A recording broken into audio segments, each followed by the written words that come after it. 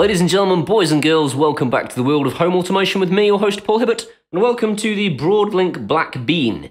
A lot of people have said, Paul, what if I want to be able to control infrared devices in other rooms? My RM Pro can only fire infrared in one room, but I don't want to buy 3 RM Pros, that's ridiculous. You're correct, that is ridiculous, and that's why Broadlink made one of these. This thing is about £20, I think. And all it does is it fires infrared frequencies in exactly the same as the RM Pro, but isn't capable of RF. You only need one RF device in your house because that thing can go through walls. You need lots of these because infrared cannot go through walls. Simple lesson. So I've had a few arguments over the last 6 months with people who have a Harmony Hub. I have nothing against the Harmony Hub. If you can afford £100, then great. If you'd rather spend £20 on one of these, and use an old Android device that you've got kicking around, this is a better idea. So I get asked quite regularly, is the Blackbean RM Mini 3 any good? And the answer is I have no idea, and today I am going to find out. So this is the Broadlink RM Mini 3. If you own a Broadlink RM Pro, it can send infrared and RF signals to control either lights or infrared devices such as televisions in your house. This can only fire infrared, so it can only control things like televisions and those sorts of things, but this is a great little satellite device for bedrooms and those sorts of things, because you can blast RF through walls anyway. You only need one Broadlink RM Pro. If you get one of these, then you pay a lot less money, and you can still fire infrared in other areas of your house. So, interestingly, there's a load of information inside the box, so I'd have to destroy the box, which is a bit of a shame, to read the inside of that. I refuse. I'm not going to destroy that box. Not yet, anyway. So this is a far more cardboardy looking box. Let's open that. It's going to force me to destroy this too. How dare you, Broadlink? Make me destroy boxes. Ah, well, that's what's happening. You're going to be destroyed, and it's all your own doing. What's this then? This is a flat looking cable. That's cool.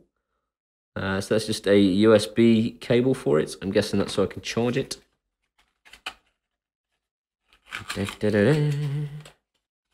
Install app, user guide, add device, control panel. I don't need any of this. I know how this works.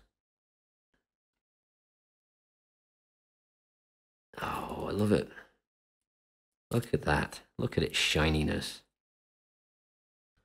And I'm going to destroy the box. You brought that on yourself. Micro USB stuff. More Chinese words. If anyone can read Chinese or Mandarin or whatever that is, let us know in the comments what that says.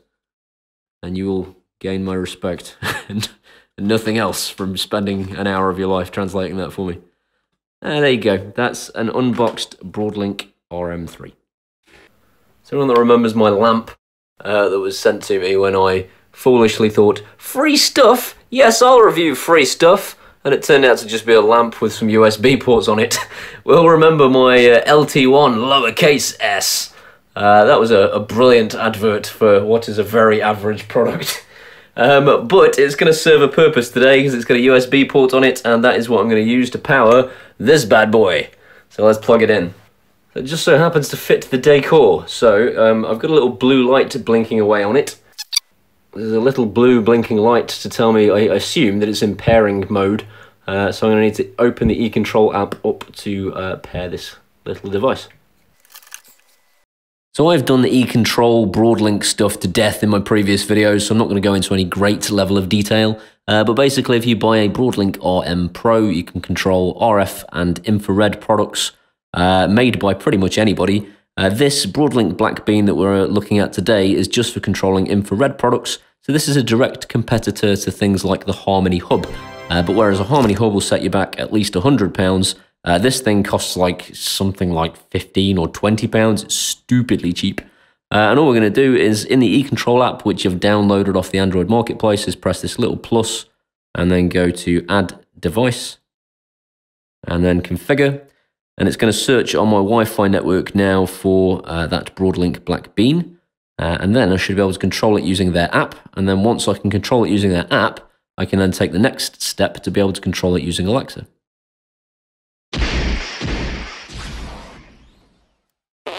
So for whatever reason, it's saying it's failed, but if I go into device list, I can see this second E-remote here, that is my Broadlink Blackbean. I know this because if I take the power away from it, that one disappears. So I should be able to add a remote to the Broadlink Blackbean now, just by going to the plus button and then add remote. And then I get a choice of the two E-remotes. The first one is my RM Pro, and the second one is my Broadlink Blackbean. I can rename these to be something else. I'm not going to right now. I'm comfortable enough that I know which is which. So I'm going to pick user-defined, sort in order. And all we're doing is we're creating ourselves a blank remote to control my projector. I'm only ever going to want to switch it on and off. So I'm going to create one button called on.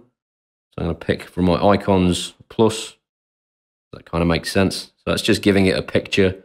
And then I call it on and then save. And you can see I've now got an on button, which is a plus. I'm going to create one called off. And I'm just going to make that one a minus. And call it off. Awesome. The remote you'll see at the top is called sort in order. So I'm going to change that. Device info. I'll call that bedroom projector.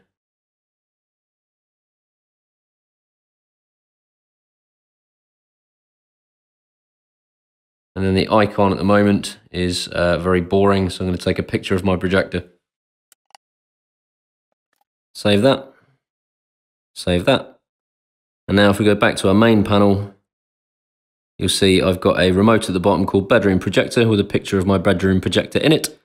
And now if I click the plus symbol, it's going to put the little Blackbean into learning mode. So it's asking me if I want to learn a single button or a combination of buttons. I want to learn a single button. So it's now waiting for the remote, and I'm going to press the remote in real time, and it's going to teach the Broadlink Blackbean how to perform that command. So you can see that says it's saved successfully, so I'm now going to press the off button and do the same thing again, and this time I need to learn a combination of buttons. And that's because my projector requires me to press the off button on my remote twice. I'm going to go to learn combo, press the plus button, and learn a new button. I'm going to press the off button on my remote. And you can see it's learned that button. I'm going to press the plus button again, learn a new button. And I'm going to put a half a second pause between and press OK. And then save that.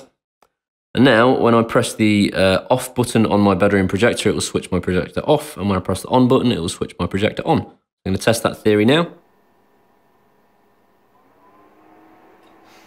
I've successfully switched my bedroom projector off, and I'm going to press it one more time just to check that it switches the projector on. And that does indeed switch my projector on. So that is the Broadlink Blackbean setup for its intended purpose. And what we're going to do is we're going to use the RM plugin, which is another app you can download from the Android App Store, to basically act as the Alexa bridge. So this acts as a go-between between Alexa and the eControl app that is pressing the buttons for us. So we first need to teach the RM plugin the new codes. So I'm going to go to share in the eControl app and then share to other phones in WLAN. And then I'm going to open the RM plugin that I have downloaded from the marketplace. And it should, in a moment, pull all the settings in from the eControl app. There we go, importing data from Broadlink app. So it now has the new codes ready to be used as the Alexa bridge. So all we need to do is enable the Alexa bridge and then auto start on boot. So it always starts with this Android device. And this is an Android device that you're happy to leave always on. So if you don't have one already, a tablet or an old mobile phone, just leave it plugged into the mains. Very low power consumption, but perfect for home automation. And then we're going to go to Alexa device list, add Alexa device. And then the device name is going to be whatever we want to be able to say to Alexa to make this happen. So bedroom projector. Okay. On command, single device, and then we just need to select the code from the Broadlink app that we created. So you won't have a lot of things in here if you're doing this for the first time.